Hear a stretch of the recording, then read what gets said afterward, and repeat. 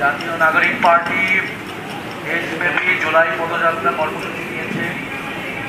এটি জুলাই গণঅভ্যুত্থানের 1 বছর স্মরণে আমরা বাংলাদেশের 64টি জেলায় যাচ্ছি এবং আমরা প্রত্যেকটি জেলায় গিয়ে সেখানকার মানুষ, সেখানকার নানান সম্প্রদায়, নানান ধর্মীয় এবং জাতি গোষ্ঠী যারা রয়েছে তাদের কথা শুনছি। একটা নতুন রাজনৈতিক দল হিসেবে আমাদের যে প্রতিশ্রুতি, আমাদের যে বাংলাদেশকে নিয়ে যে ভীষণ, যে স্বপ্ন, যে সমৃদ্ধি এবং ইনসাফের বাংলাদেশ, ন্যায় বিচারের বাংলাদেশ আমরা তৈরি করতে চাই, সেটার কথা বলছি। সেই ধারাবাহিকতায় আমরা আজকে জামালপুরে এসেছি। শেরপুরের আমাদের কর্মসূচি ছিল, সেখান থেকে জামালপুরে আমাদের আগামীকাল কর্মসূচি।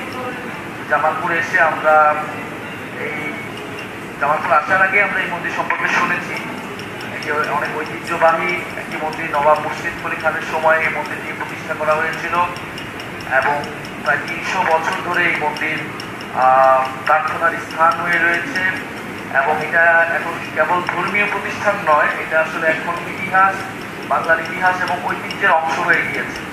বলে আমরা মন্দির পরিদর্শনে এসেছি এবং জাতীয় নাগরিক পার্টির পক্ষ থেকে আমাদের যে কমিটমেন্ট, আমাদের সনাতন ধর্মাবলম্বী ভাই বোনদের জন্য এবং বাংলাদেশের সকল নাগরিকদের জন্য, যে আমরা একটি বৈষম্যহীন সকল নাগরিকের একটি সমান অধিকারের বাংলাদেশ গড়তে চাই, যেখানে প্রত্যেকটা মানুষ তার নাগরিক অধিকার এবং নাগরিক মর্যাদা পাবে, সবাই সমান হিসেবে বিবেচিত হবে, কোনো বৈষম্য থাকবে না।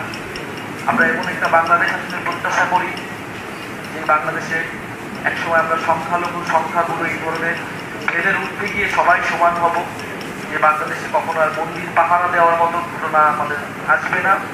আমাদের মসজিদ, মন্দির, প্যাগোডা, গির্জা সবাই নির্বিঘ্নে নিরাপত্তার সহিত প্রার্থনা করতে পারবে।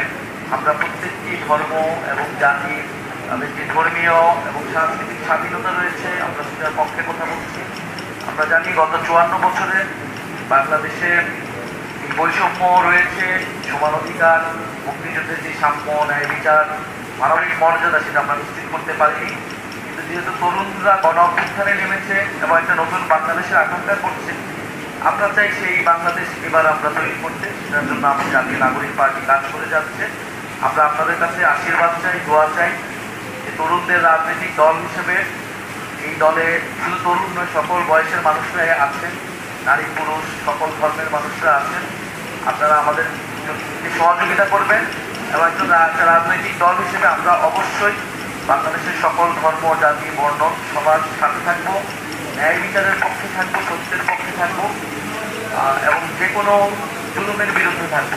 আমি কথা বাড়াবো না। আমরা আজকে আসলে পরিদর্শনে এসেছি মন্দির, যেটা অনেক ঐতিহ্যবাহী মন্দির এবং আমাদেরকে অভ্যর্থনা দেওয়া হয়েছে, শুভেচ্ছা দেওয়া হয়েছে।